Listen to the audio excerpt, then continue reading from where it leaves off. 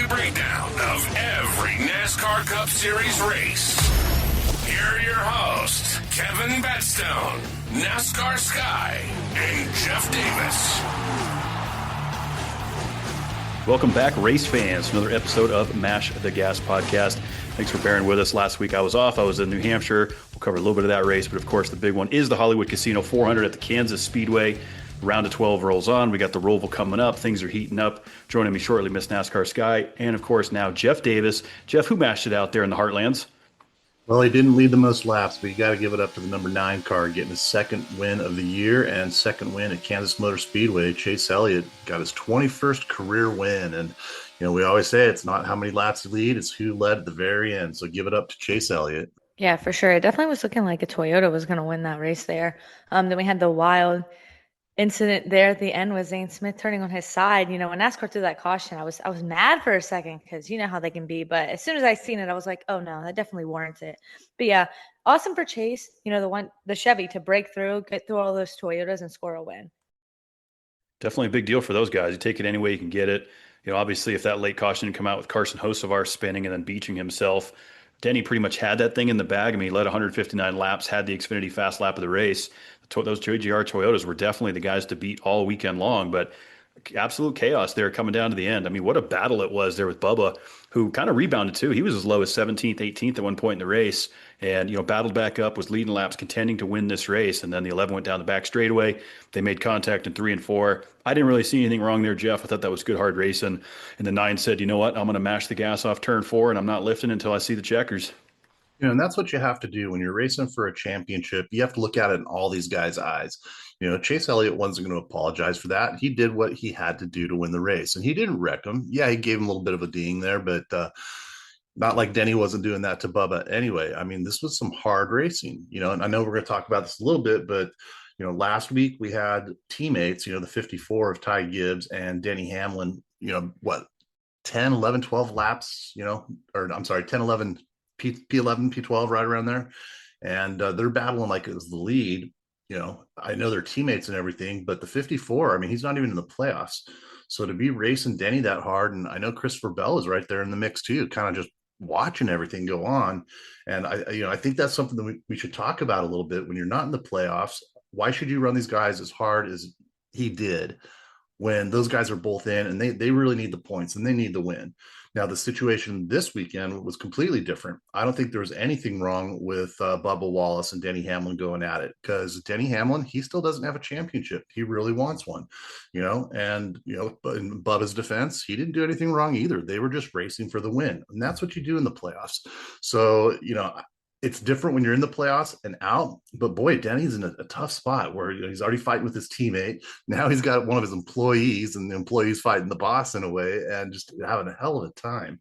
So the relationship between the number 11 and then Joe Gibbs Racing, and then of course 2311, it's a weird dynamic, but you know, that's how it is in the playoffs. You got to do it. Well, and Denny said it best to clear the record. You know, he said, as you know, I'm employed by Joe Gibbs. I drive the 11 car. I'm the driver of the 11 on Sunday, and I'm an owner from Monday to Saturday. That part never changes. He's not going to pull over and let the 23 go win. Yes, the 23 is in a must-win situation. He's below the cut line, and if Bubba wins the race, that also kind of jacks up the entire point standings, slides guys down to the cut line. A lot of implications there. Denny's not thinking that going down the back straightaway on the last lap of the race. He's going, I want my 60th win. I'm going to get it here. We're getting one step closer to winning this championship. It's good, hard racing. I have no problem with what the 11 did. 23 just beating and banging. Nobody wrecked. Nobody spun out. The 9 doored him pretty good coming off turn 4 there. But I think, Sky, that was just good, hard racing. Some of the best racing we've seen all year. And once again, it's at Kansas. That mile and a half track just always puts on such a great product for the side-by-side finishes. Now, neither the 11 nor the 23 won that race because of what Denny did. And so I don't think that he did anything wrong necessarily, but also at the same time, it's like you cost Toyota the win, you cost, you know, yourself the win and your car the win. So I don't know. It definitely gets muddy. And the same thing with the 54 and the 11 last week. Well, first off, Denny's just really in his villain arc for sure. He's going full send on that this year. But I don't know. I can't blame the 54. I mean, he's been very, I don't want to say bad, but not very good this year. And so he's got to fight to kind of prove almost every week that he deserves that rider, that he can compete. And he's still got to get his first win. I'm not saying that Denny did anything wrong last week either. It's just a little bit muddy for me. I don't know. Yeah, I kind of look at it a little bit opposite. I mean, yeah, the 54, he needs a win. He really does. He wants to keep his ride, keep granddad happy and everything. But, when you're racing for the championship and two of your teammates are right there and you're back in P11 or P12, why are you racing that damn hard? It didn't make sense to me that a non-playoff driver, teammate or not, because I mean, even the guys that are not teammates, when it comes down to it, they'll give a little bit of room because you got two guys in the playoffs coming right up on you. Now, I know we see this more once we get into the final race down in Phoenix, but as far as we're halfway through the playoffs right now. What do we have, like 5 races left, I believe, until it's completely done? And I just don't think, I think Denny had the right of way to push him out. I really do. And whether it was his teammate or not, I could see Denny pushing him out of the way, and that's exactly what he did. Like you mentioned, Sky, though, the 45 and the 11 costing Toyota the win. Yeah, it kind of sucks, but man, like Kevin was saying, Denny's going, man, this is my 60th career win. I really want that milestone, and he also wants to get punch his ticket to the next round. So yeah, I'm kind of on Denny's side on both of these, actually. Yeah, I can see both sides of the coin for sure. I mean, I've kind of always pulled for Denny Hamlin. I think he deserves a championship. I think he's a hell of a race car driver. He's one of the best out there. But, you got to keep your nose clean, too. I mean, the Ty Gibbs incident in New Hampshire it's kind of dicey, right? I mean, it was halfway through the race. I understand the 54 was kind of slowing him up, but I still think there was a way, Jeff, he could have given him the chrome horn without putting him into the wall and basically ending his day. That was pretty much it for the 54 there. But at some point, Denny's like, I'm faster. You're not letting me go. I'm bumping you. It's a classic bump and run, but it was more than a bump and run. I mean, he flat out wrecked him pretty hard into turn 2 there. It took a minute to get that 54 back to pit road. But, that's just two different styles of racing. I mean, New Hampshire is such a flat track, so difficult to pass. Almost short track-esque where, tempers flare, get out of my way, beating and banging. Blaney did a great job there executing. Josh Berry ran a fantastic race there in New Hampshire. And then you go to Kansas to our typical cookie cutter meat and potato mile and a half where, the Toyotas had the speed. I thought Penske really had to dig out. I think Penske showed a lot of a fight in them, given that horrible qualifying efforts, right? The 12 of Blaney backs it into the fence in practice. I mean, those guys had the odds against them and were able to put together decent days. I mean, they were able to battle for track position, but at the end, I mean, those Toyotas, they gave up that race for sure. And good for Chase Elliott for stealing one. I mean, Chase was right place, right time. Alan Gustin and them made great calls on that car all day, and they deserved the win. I really thought this was a track that Hendrick would kind of come back out in the playoffs, and they did. Like you're mentioning with New Hampshire, a very flat, short track, very hard to pass. But you get out to Kansas and it's a very wide track. And this is where some of these guys really excel. And that's where I kind of thought that Hendrick would come out. I didn't think they'd maybe get the win, but I really did think that Kyle Larson was going to do really well. And, he kind of had some struggles. He kept it in the top 5 most of the day, finished with a P6, but William Byron, I thought was going to do a heck of a lot better. It was unfortunate for him that, he did get a top 10. He came in P9, but he just kind of struggled all day long. And I didn't really see that on Chase Elliott. He was just kind of that quiet guy that snuck into the very end and got the win, like NASCAR, didn't say anything about Hamlin and the situation with the 54 towards the end, but they did really go a lot about the 45 and the 11 for this race. I think, when the 45 drove by Hamlin on the cool-off lap, I think old Bubba gave him the bird. But I'll tell you one thing Bubba did have going for him, man. I thought that was the coolest paint scheme in the entire race. That Air Force, man, that was a badass paint job. I loved it. Yeah, I would agree. It definitely looked cool. We saw Bubba give Denny the finger. Denny did comment on that as well. Sky, I don't know if you caught it, but he said, as a driver, as a competitor, I don't have any problem with it. If it was an employee to employer situation, that's a little bit different. But on the racetrack, they're fierce competitors. The emotions are high. We heard what Bubba said in his post race. He said if it was 2 years ago, I would have called him a dumbass, got myself in trouble, yada, yada. I've seen a lot of maturity out of Bubba. I mean, not only has his race cars gotten faster, he's been able to put races together. He keeps his head a little bit cooler than he used to. And that's what it's going to take to keep your head in the game, go out and try and compete, bounce back from an unfortunate situation like that. Must win in the Roval, though, Sky. That's going to be a tough one for the 23. Yeah, I think the 45 is in a similar position too, is in like in a must win for the Roval. I guess that really anyone below the cut line at this point is. Yeah, I was impressed with Bubba because I definitely thought, with the finger and everything, he was definitely going to get really upset in his post-race interview, but he definitely kept it together. I mean, he pretty much was just like, we got to look onto the Roval. I mean, we're in a must win and that's just what we got to do. So big maturity there. I mean, I don't know. It's when you look at it like that, and both 2311 cars are kind of in a must win. It's a tough pill to swallow, I guess. Like I said, because you could have had the 23 at least lock himself in, but that didn't happen either. Though you can't put full blame on Hamlin. The 23 maybe he kind of he kind of did the same thing to the 20 the lap before or whatever. So you take some, you get some.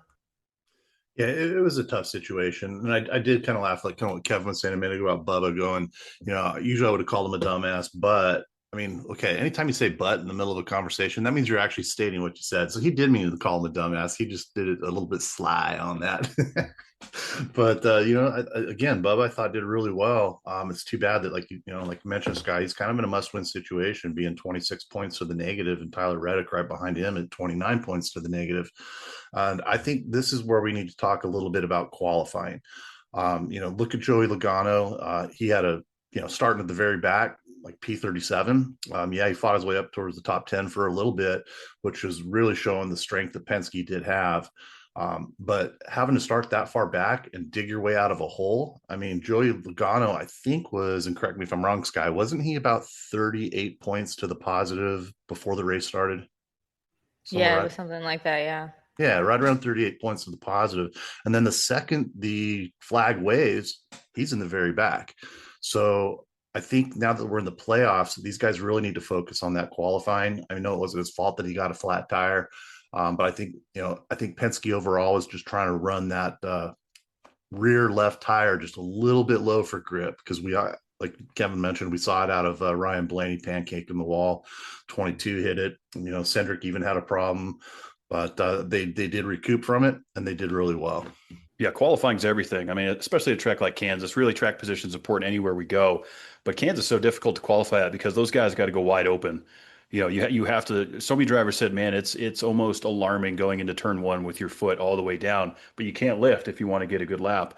A little wiggle, you're up in the fence. We see 4 or 5 different grooves there. The high line seems to be good in the long run. I like the fact that these guys can move around and find grip. It's not a one groove racetrack, but it really comes back to the practice and qualifying. Brad Keselowski commented on it earlier this week, in that since this next gen program, we don't have the proper and ample practice for these guys to get their setups dialed in. We used to have the happy hour. We'd have 2 practice sessions, but now it's just practice, boom, qualify immediately, run what you got. And these top tier teams like Penske, like Gibbs, like Hendrick, that they have a slight advantage over some of these lower funded teams. Not that RFK is lower funded, but they're not up there contending for wins like our top tier teams are. And so it all starts on Saturday. It's going to be no different this week with the Roval. Track position is absolutely huge here. Does SVG upset everybody again? It's tough to say. But with the Joey Logano situation, 13 points to the positive here, Sky. One hiccup, one little bad thing, and all of a sudden Ross Chastain's there, and we're going to have a battle right on the cut line. Oh, believe me, I've thought about every single scenario. I hate when it's unfortunate when your driver's like right at the cut line, because it's just, you don't know what's going to happen, because everything can be going perfect for him and he can get caught up in somebody else's mess. So we'll just have to wait and see. I did want to give a shout out though. You mentioned RFK. I mean, Brad Keselowski's been kind of on fire recently, which is a little bit surprising because he's been very lukewarm the past few years. He ended up in the top 10 at Kansas. And what about SVG, another top 10 there at an oval? I thought that was pretty impressive. Super cool for SVG. Yeah, that was his very first top 10 in an oval. Obviously we've seen him running the road courses and just dominating the heck out of them, which is exactly what he does. Next week's going to be pretty interesting because he did get a top 10 out of it, but he didn't get the win. There's a lot of drivers in the playoffs right now that actually did finish in the top 10, if not the top 5. So this is a race where Joey Logano and Paul Wolfe need to really bring it together, not have any issues with qualifying and practice, get in there. Actually, I don't know if they're running practice. Kevin, are they running practice this weekend? Yeah, we're going to have a practice qualifying session. Okay. So yeah, run that practice, see how the cars do, but you got to qualify really well, especially at these road courses when position is key, because it is hard to pass on these things, and all 3 of us have been talking all year long about, you win and you lose races off pit road. I know Sky was really killing it, talking about how many, guys were getting penalties, including Denny, and it's just, left and right. And that's where you win and lose races. So along with qualifying really well and being able to, keep your nose clean down pit road, it's coming down to stage points. So these crew chiefs are really having to figure it out. It's like, okay, where are we going to finish here? We're going to get stage points. We got to qualify well. And then, of course, we have to finish well. You know, you got to have a good crew chief. And speaking of that, Jeff, that brings us to a little bit of news since we've last visited. I'm sure you guys have heard that Randall Burnett is going to go over to be Connor Zilich's crew chief next year, which is a great opportunity for him. Of course, we know he's worked with Kyle Busch at RCR. This will be kind of a fresh start for him, Jeff. So cool. Big opportunity for Randall Burnett. And of course, Rodney Childers, your longtime favorite, was on the boot, top of the pit box for Kevin Harvick, won championships. It's going to go over to JRM. So another big opportunity there. A couple other people moved around. I don't know if you guys saw our race director, Hussein Hamilton, he parted ways with NASCAR. So now Tim Berman is going to take over race director. There was some interesting calls that we had talked about throughout this year, guys, about when they were throwing the yellow, who's hitting the button when. There were some discrepancies there that I think led to this. NASCAR hasn't commented on it. They just said that they have replaced this race director. And I just find it interesting that they're doing this right in the middle of the playoffs and not waiting to the end of the season. There's probably more to the story than we know. Didn't see much about that, but there definitely something's going on there. But I can't blame them. I think inconsistencies with the calls and stuff like that. I mean, it's detrimental to a lot of these races. We've seen it time and time again. I mean, people get screwed out of wins over just calls that don't need to be made or calls that should be made that don't get made. So it's unfortunate, but hopefully we just keep pushing forward and it gets better from here. It's all we can hope for. I mean, I think NASCAR is trying to put the right people in the right place, and that's we'll just have to see what comes of it. I don't know how much we're going to see in the next few weeks. If it affects any sort of race calls and race direction with this adjustment here right in the middle of the playoffs. But I did read that right before we jumped on mic.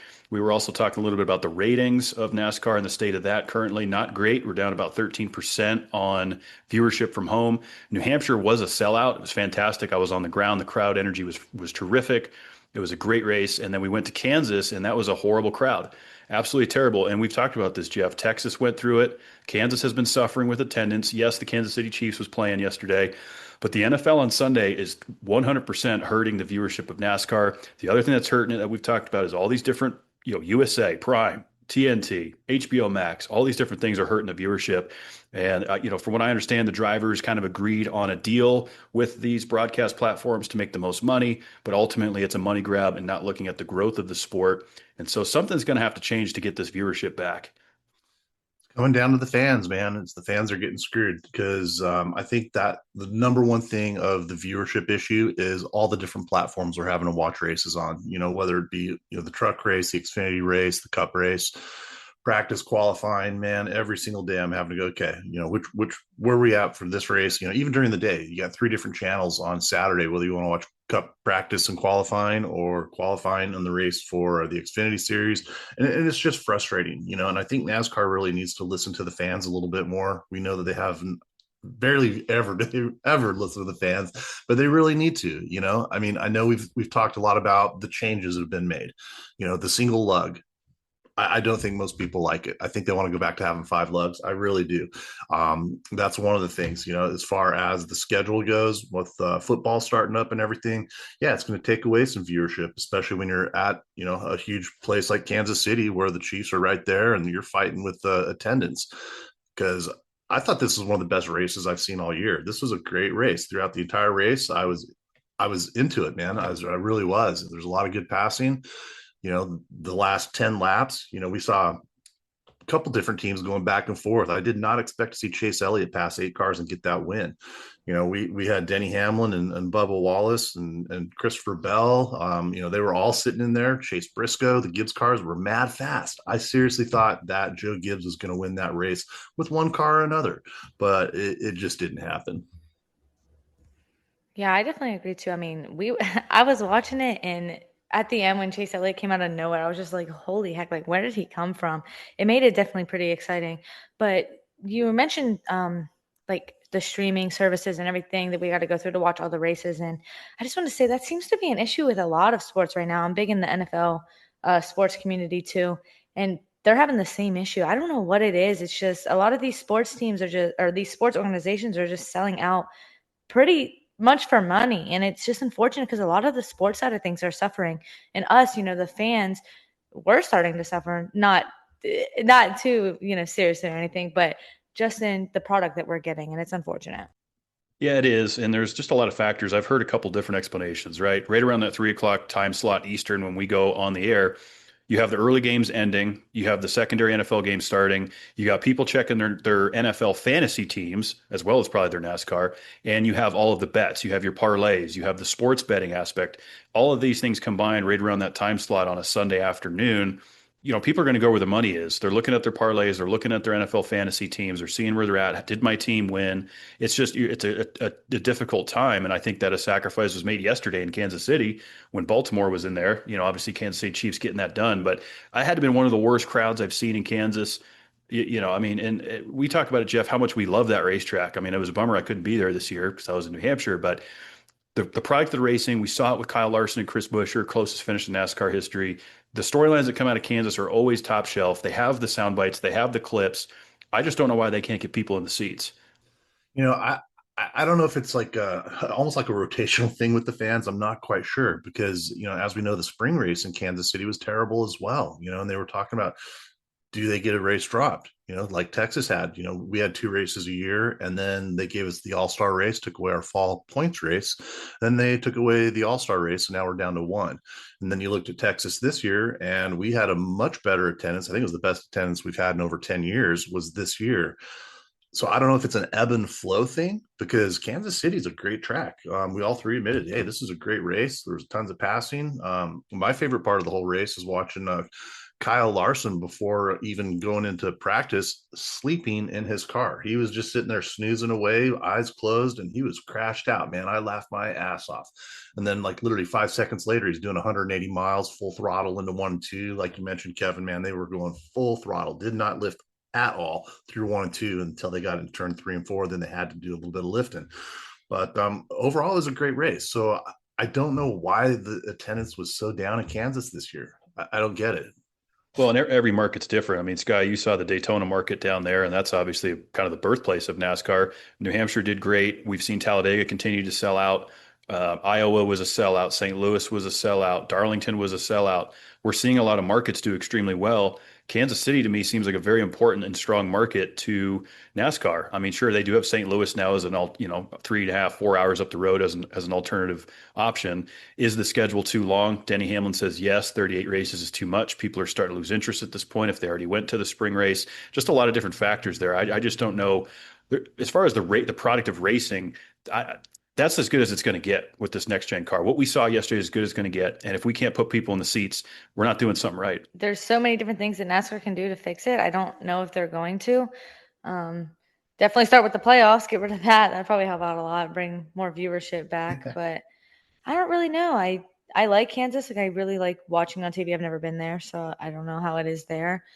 I would hate to see it get a day pool, but maybe play with it a little bit, pull a day, see how fans react. I mean, if there's such an outcry, maybe bring it back the following year, bring back, 2 races and kind of see and go from there. I mean, I don't know how else you would even maybe accommodate that, especially because NASCAR doesn't want to seem to change a lot of the issues that a lot of the fans agree that we are having.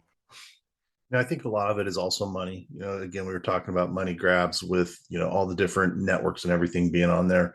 Maybe we do need to pull a fall race away from Kansas and, give it back to one of the other tracks, whether it's Texas or not, doesn't matter to me. I mean, I would like to see it back in Texas to have 2 races a year, absolutely at the home track.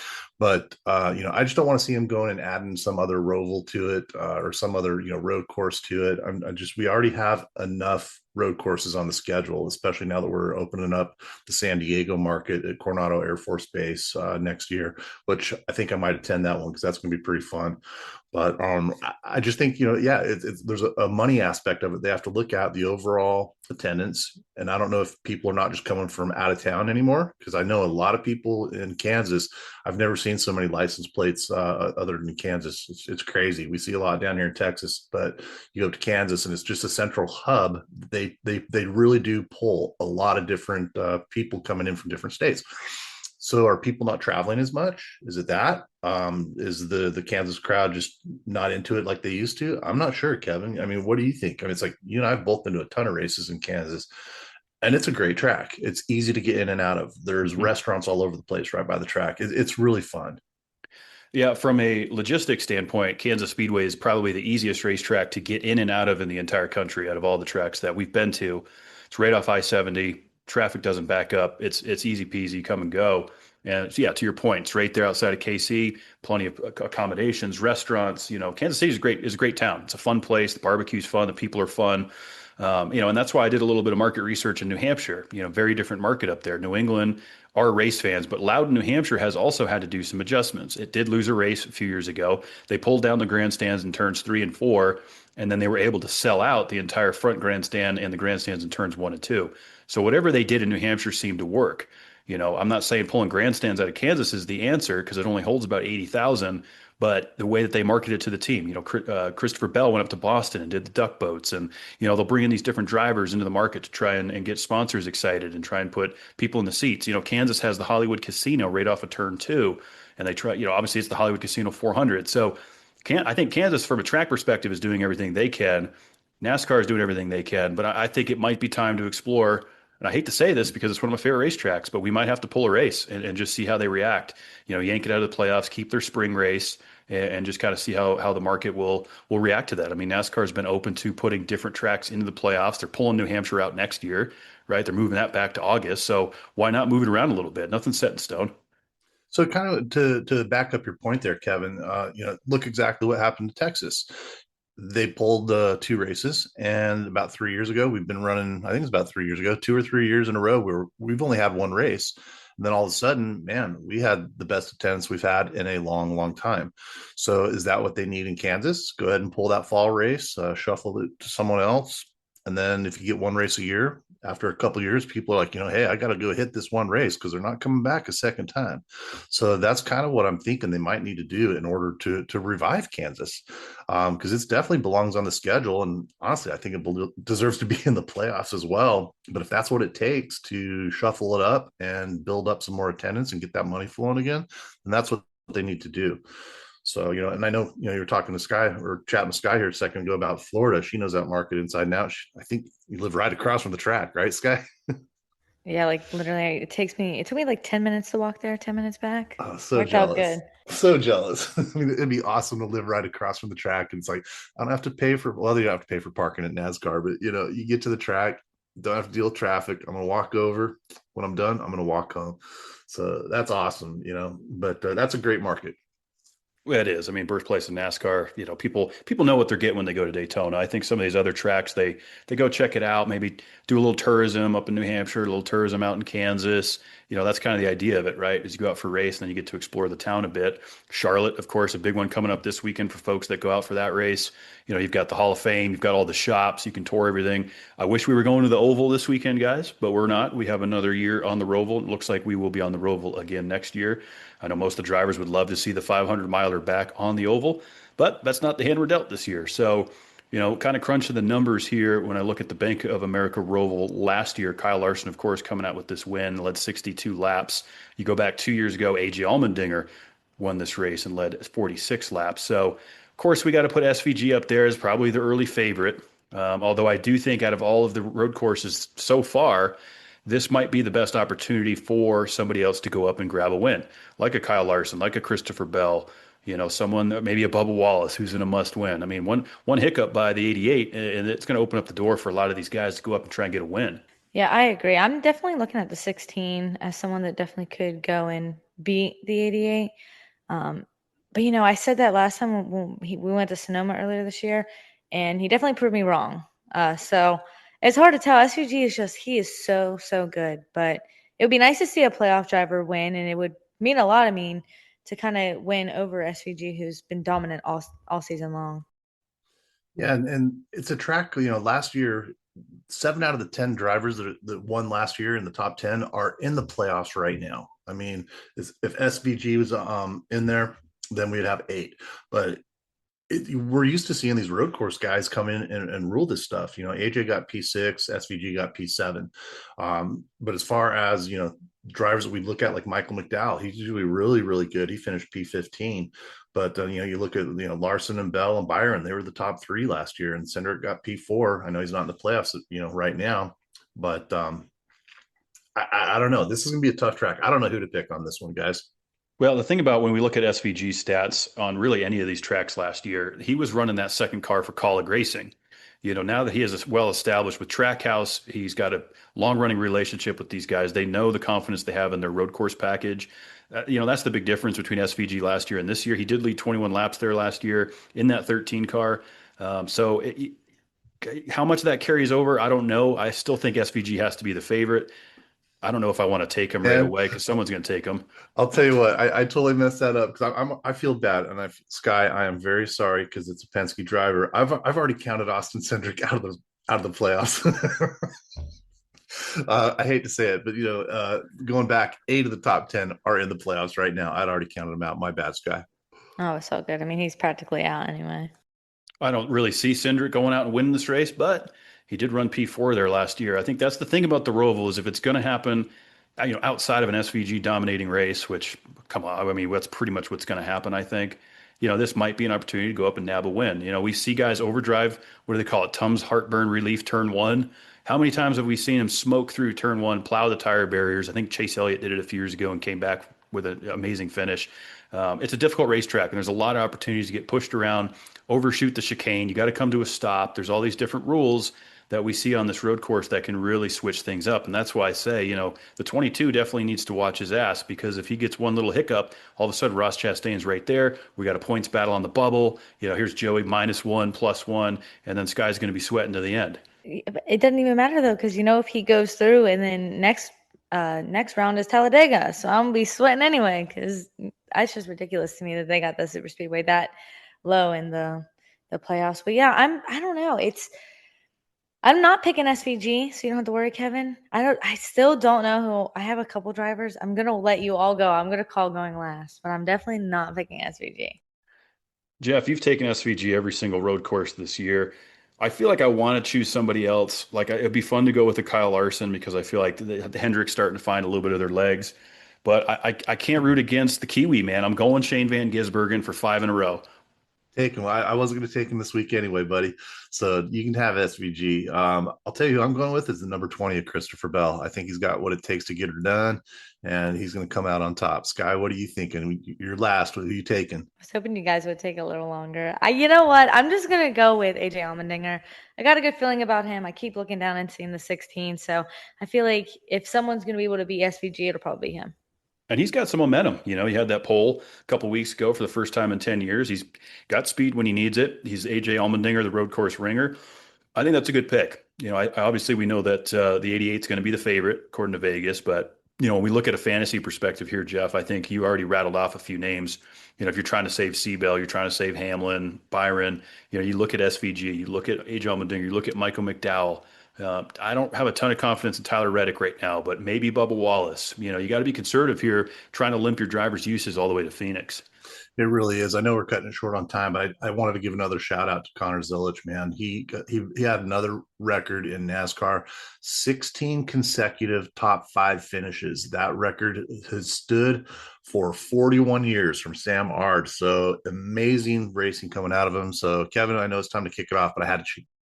Yeah, no, huge shout out there. Connor Zilic is doing things that I don't think any of us expected would be possible. And Junior knows how to pick great talent. I think he's gonna have a ton of pressure on him next year coming up to the Cup level, but he's got a fantastic crew chief going with him. And so I'm excited to see what Connor does. But he still looks 12 years old too. Hey, he can drive. I don't care what he looks like. He can go out there and find a way to win, and that's what he does. So full weekend coming up. We've got trucks, we've got Xfinity, we've got Cup Series. Those guys' playoffs are continuing. We're a little short here on time, so we'll keep it moving over to the Roval.